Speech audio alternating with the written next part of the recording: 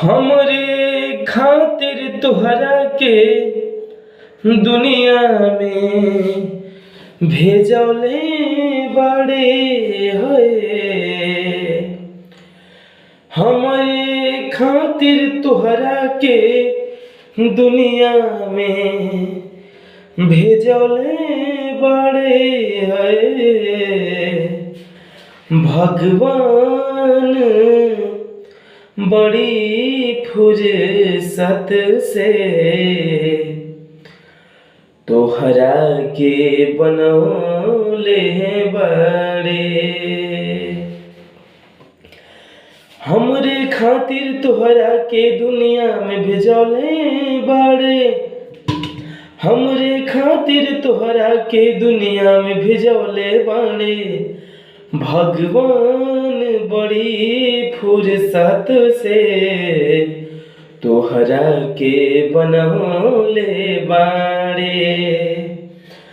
भगवान बड़ी फुर्सत से तोहरा के बनौले बाड़े।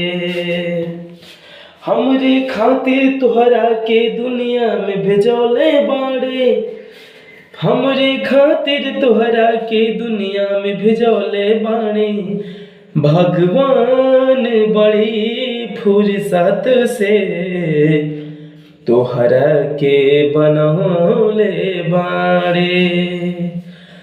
भगवान बड़ी फुर्सत से तोहरा के बनौले बाड़े। केहू के ईमान रही नहीं ओकरा बस में। सुरह सिंगार सजल 16 बरस में। हुस्न के जादू अदा के मंत्र तोह पे चलौले बड़े। हुस्न के जादू अदा के मंत्र तोह पे चलौले बड़े। भगवान बड़ी फुर्सत से तोहरा के बनौले बाड़े। तोहरा के बनौले बाड़े। नमस्ते, प्रणाम, हर महादेव। तो कैसे आप सभी? तो गाइस